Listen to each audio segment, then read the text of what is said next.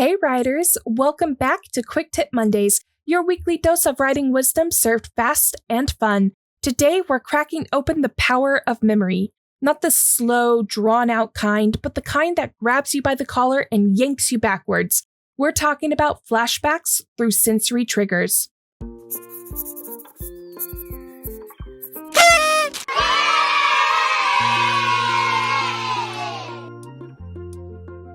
Most writers drop flashbacks like a history lesson. He remembered when, she thought back to the day. It works, but it pushes the reader out of the story instead of pulling them deeper in.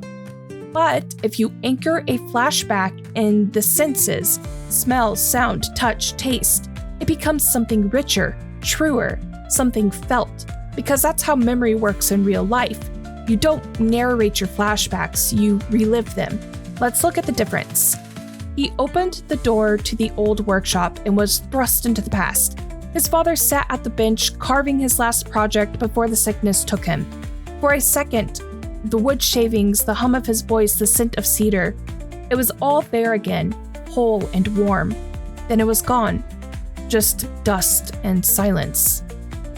Not bad, but you can feel the buffer like you're watching from behind glass. Now let's melt that glass and drop the reader into the moment. The scent of cedar hits him before the door even swings wide. Sunlight slants across the old floorboards.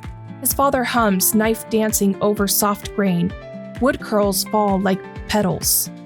Almost done, he says without looking up, his old hands shaking. Hand me that chisel, would you? He reaches, but the bench is empty. The warm yellow light was replaced by dust and cobwebs. No one had been there for months. See that? No filter, no signpost. We're there and then we're not. And the echo of the memory lingers like it never left. That's your challenge for this week. Write a flashback triggered by a single sensory detail. Make the transition as invisible as possible. Make the memory felt before it's understood. Let it unfold in real time. That's a wrap on this episode of Quick Tip Mondays. If this gives you a whole new angle to play with, hit that like button, share it with your fellow wordsmiths, and subscribe for more bite-sized writing tips. Until next time, keep experimenting, keep exploring, and keep telling stories only you could tell. Happy writing!